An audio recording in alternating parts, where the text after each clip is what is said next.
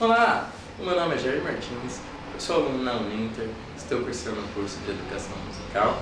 O meu RU é 334374-1 e o meu portfólio de fase C fala sobre o padre José Maurício Nunes Garcia, que foi um importante compositor sacro e mestre de capela no período barroco no Brasil colonial. Ele nasceu no Rio de Janeiro, mulato, filho de um escravo e uma mestiça, perdeu seu pai aos 6 anos de idade e, quando jovem, estudou teoria musical com o mestre da época, conhecido também como Salvador José. Aos 25 anos de idade, ordenou-se padre e, anos depois, foi nomeado mestre de capela da antiga Catedral da Sé, no Rio de Janeiro. Importante destacar aqui que ser mestre de capela da antiga catedral, na época, era o mais elevado posto de um músico brasileiro. Nesse período, houve a instalação da corte de Dom João VI, onde foi apresentada ao rei. O rei, admirado com o seu trabalho, nomeou mestre de capela real, tornando-se assim um importante músico no Reino de Portugal também.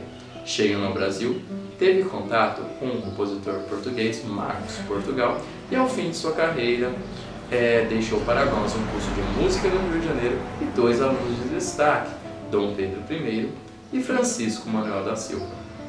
Francisco Manuel da Silva, em resumo, foi maestro, compositor e professor brasileiro.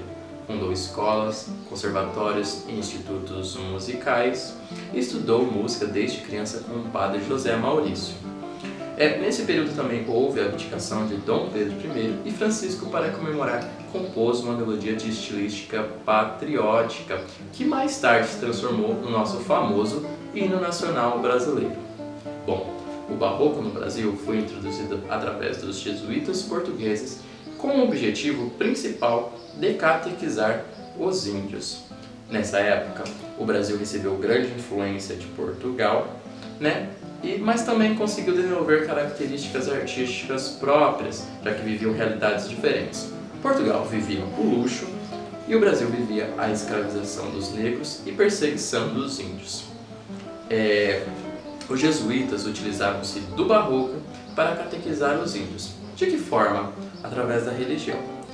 E é por isso que a maior parte da herança do barroco no Brasil está na arte sacra, na arquitetura, na pintura e na estatuária dos conventos e igrejas. Isso até os dias de hoje em muitas cidades brasileiras.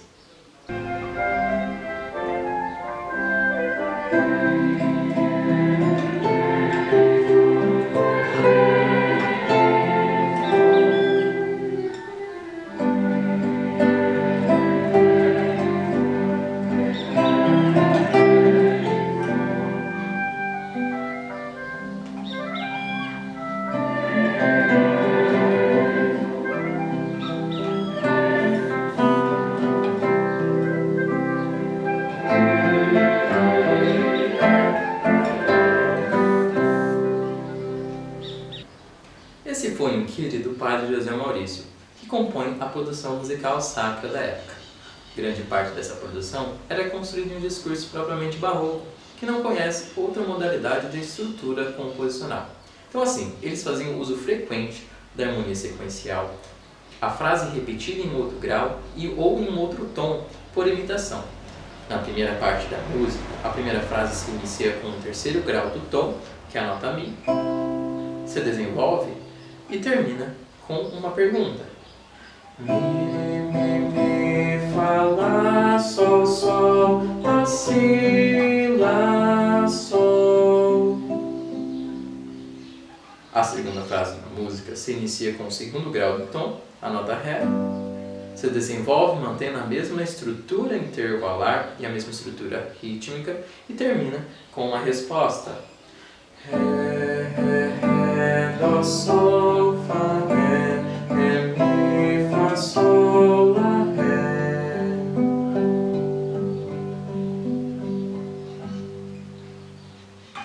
Outra característica do período barroco são as ornamentações, que se faziam presentes na arquitetura, na pintura e na escultura. Também não foi diferente com a música.